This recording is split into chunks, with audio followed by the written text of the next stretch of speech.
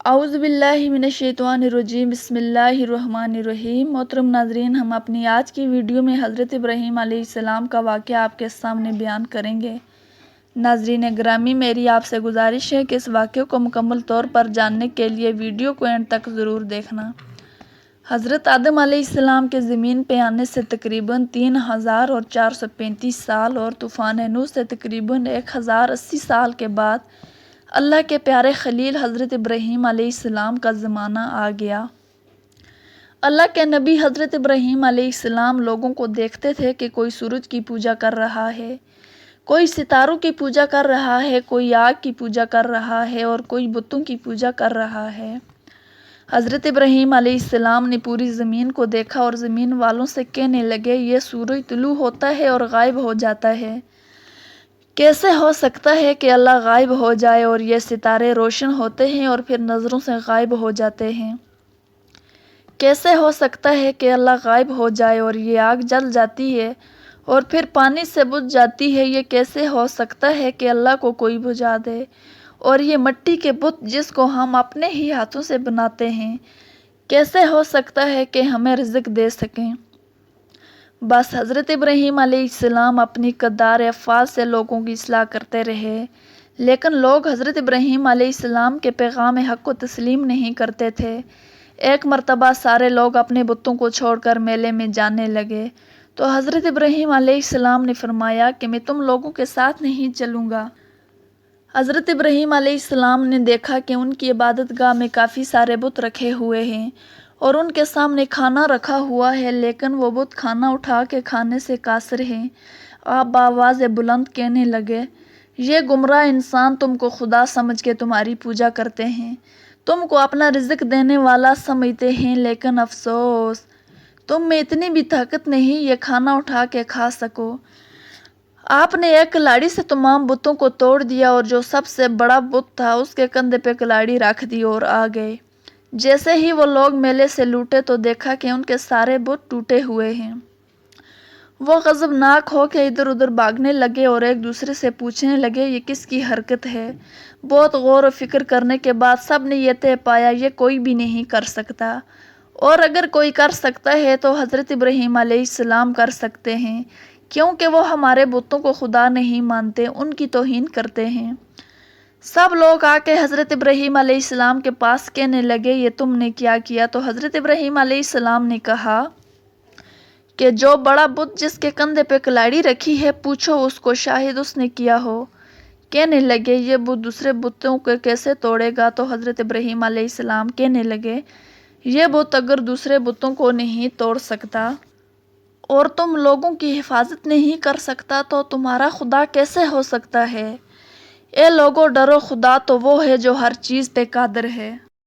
یہ بات وہاں کے لوگوں کو ناگوار گزری اور وہاں کا جو بادشاہ تھا جو اپنے آپ کو خدا کہلواتا تھا، اس کا نام نمرود تھا، وہ کہنے لگا، یہ ہمارے خداؤں کو نہیں مانتا، ہم اس کا ایسا حشر کریں گے کہ دنیا اس کے کفر کی مثال دے گی۔ بس اس نے ایک پتھریلی زمین کا انتخاب کیا اور دور دور تک اس جگہ کو پتھروں میں گھیر دیا گیا اور سب لوگ لکڑیاں جمع کرنے لگے، جن میں بچے اور عورتیں بھی شامل تھیں۔ سب نے مل کے لکڑیاں اس جگہ جمع کر دی اور ایسی بڑی آگ جلائیں اور اس میں حضرت ابراہیم علیہ السلام کو اس طرح جلائیں دنیا عبرت حاصل کرے۔ تاریخ گواہ ہے کہ 2 سال تک لوگ لکڑیاں جمع کر رہے تھے اور اتنی بڑی آگ جلائی کہ دنیا کی تاریخ میں اتنی بڑی آگ آج تک نہیں جلی۔ اللہ کے خلیل حضرت ابراہیم علیہ السلام کو منجلی میں ڈال کے اس آگ کی طرف میں پھینکا جا رہا تھا تو حضرت ابراہیم علیہ السلام مطمئن ہو کے کہنے لگے، میری مدد کرنے والا، میرا خالق، میرا مالک میرے ساتھ ہے۔ جیسے ہی آپ کو اس آگ کی طرف پھینکا گیا، لوگ دور دور سے تماشا دیکھ رہے تھے۔ حضرت ابراہیم علیہ السلام فضا سے آگ کی طرف جا رہے تھے، اتنے میں حضرت جبرائیل امین فوراً نازل ہوئے اور کہنے لگے، اے اللہ کے نبی، اگر میرے لیے کوئی حکم ہو تو فرمائیں۔ حضرت ابراہیم علیہ السلام نے فرمایا، اگر تم اللہ کی طرف سے آئے ہو تو بتاؤ، اگر اپنی طرف سے آئے ہو تو چلے جاؤ۔ کچھ ہی دیر گزری، جناب میکائیل علیہ السلام عرض کرنے لگے، اے اللہ کے خلیل، آپ مجھے حکم دیں میں بارش برساؤں۔ اللہ کے نبی حضرت ابراہیم علیہ السلام نے فرمایا، اے میکائیل، تیری قدرت سے بھی بڑی ایک طاقت اور ہے، اس کی رضا مجھے قبول ہے۔ بس یہ کہتے کہتے حضرت ابراہیم علیہ السلام آگ کے درمیان پہنچنے ہی والے تھے۔ اللہ نے فرمایا اے آگ ٹھنڈی ہو جاؤ اور ابراہیم علیہ السلام کے لیے آرام دہ بن جاؤ۔ اللہ کے وہ الفاظ جیسے ہی آگ نے سنے تو وہ آگ گلزار بننے لگی۔ لوگوں نے دور دور سے دیکھا کہ حضرت ابراہیم علیہ السلام اس آگ میں پرسکون بیٹھے ہوئے ہیں اور حضرت ابراہیم علیہ السلام کی رسیاں جل رہی ہیں، اور نہ ہی ابراہیم علیہ السلام کے کپڑے جلے، اور نہ ہی اس آگ نے حضرت ابراہیم علیہ السلام کو کوئی تکلیف پہنچائی۔ یہ معجزہ دیکھ کر سب حیران ہو گئے، اور کچھ ہی دیر بعد ابراہیم علیہ السلام اپنے مبارک قدموں میں اس آگ سے باہر نکلے۔ پورا پاگل شہر حیران ہو گیا کہ ہمارے خداؤں سے بھی طاقتور ابراہیم کا خدا ہے۔ یہ معجزہ دیکھ کر حضرت لوط علیہ السلام حضرت ابراہیم علیہ السلام پر ایمان لے آئے۔ پھر حضرت ابراہیم علیہ السلام فرمانے لگے کہ مجھے جتنا سکون اس آگ کے درمیان میں جا کے ملا، اتنا سکون مجھے آج سے پہلے کبھی نہیں ملا تھا۔ سلام ہو اللہ کے دوست، اللہ کے محبوب نبی حضرت ابراہیم علیہ السلام پر، حضرت ابراہیم علیہ السلام پر۔ محترم ناظرین، امید کرتی ہوں آپ کو ہماری آج کی ویڈیو پسند آئی ہوگی۔